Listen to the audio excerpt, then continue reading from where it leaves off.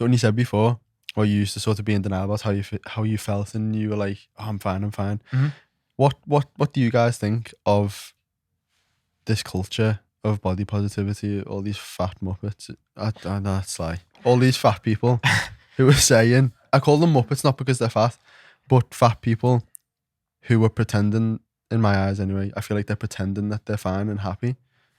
I think when I just feel like they're in denial because they don't want to accept the fact that it is their actions and behaviours that have led them to a point where they are in an unhealthy body and they're not happy, but they're in such denial about it that they've tricked themselves into believing that they're okay with it.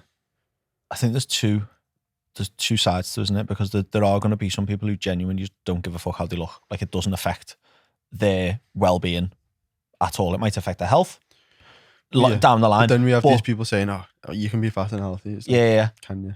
Some people have built a business off it. Yeah. Well, do you know what I mean? Like, a lot of people have built a business off it, built brands off it, become influencers off it. I would argue some of them are genuine. Otherwise, like, why would you start? Why unless you did genuinely feel that way? Yeah. Like, the first ever person to be successful at like self-love at any size or whatever you want to call it, I would argue had to have been. Otherwise, like, it wouldn't have been genuine. Like you were saying, if you're not genuine, it won't carry. Yeah. And then I think other people have just jumped on it and gone, do you know what? I don't have to change the way I am to make money. I can probably I'm in a good position to make money off this, and done it. Yeah. I think if it's true, it's amazing because it's just an excuse at the end of the day. Exactly. It's just an excuse at the end of the day. So if you can, yeah. Because I think if I was fat, I wouldn't give a fuck. But like, also at the same time, it's not a body that I want to be in. But regardless, if someone can achieve that level of happiness and contentment in an obese body, happy days. Fantastic. But I feel like maybe that's the case for 50% of people, but I feel like probably not even that, I would argue. I think 10%, let's say, but I think then a lot of people are just so scared of accepting that they're going along with that narrative, you mean? Yeah, because it's like, oh, I don't have to suffer, I don't have to try and change this, I don't have to try and do anything about it, I can just go along with this crowd and pretend that I'm okay. See, if it's pretending, then there's obviously an issue there.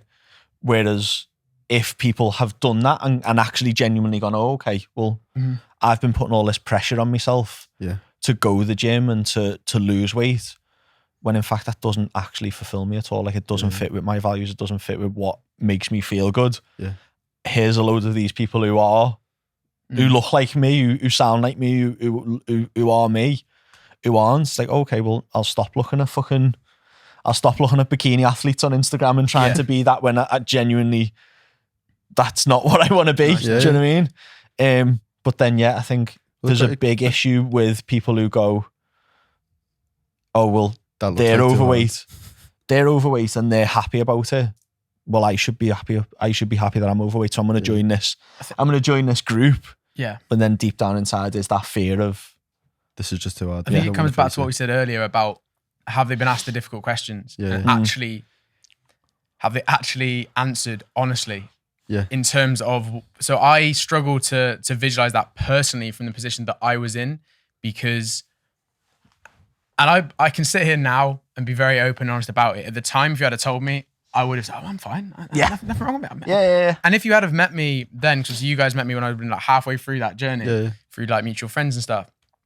If you had have met me before then in uni, I was a very happy, confident on the surface person, very outgoing person, but behind closed doors, I was not. I was very deeply unhappy with my appearance. And again, I think it was the contrast. One of the things that I also found difficult was the fact that I was working as a fitness coach at a professional football team in the worst fitness of my life. And I think that, again, it's ironic now and I can laugh now, but I struggled with that. I really struggled with that, because I was there doing drills, like leading S&C sessions, and I was not in a good shape comparative to where I've been previously. I was doing sport and exercise science at uni, not really representing sport and exercise science. So I think if people are genuinely, and genuinely being the word there, they are happy the way that they are. Yeah. Their image isn't a representation of their character and their values, and they are therefore happy going throughout their life, and it doesn't matter to them. They're not crippled by the the worries of the perceptions of other people. That's not therefore stopping them from, because that was the thing for me, it was stopping me being present with the people I wanted to be present with. And at the time I didn't really recognize that, but now when I look back and now I've done a lot more personal development and stuff, I understand that. So when I was spending time on holiday, for example, so I went to Santorini September with my girlfriend. It was the first holiday I've ever actually enjoyed walking around my top off. I used to get in the pool, out the pool, I'd have a towel on me. I'd have a top on 24/7. Even in places like South Africa, I was walking around in like multiple layers because I was so deeply unhappy with how I looked. Whereas that holiday, I was able to walk around the beach and felt confident, felt great. I was able to get out of the pool and I didn't care. I wasn't thinking. So I was present in the moment. I was enjoying the time with my girlfriend. When I'm out and about with friends now, I'm just enjoying being in the company, being in the conversation. Whereas before I'd be looking around, I'd be thinking, well, how do I look? Do I need to pull my top out? Conversation, do I need to sit up here? And that isn't living, in my opinion. It's a restricted version of it.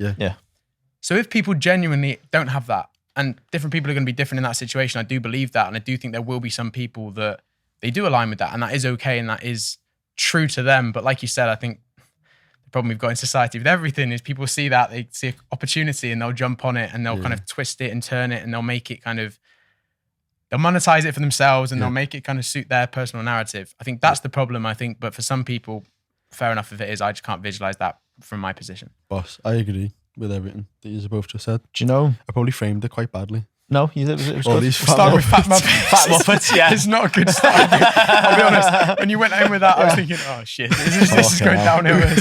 We're going to get cancelled, mate.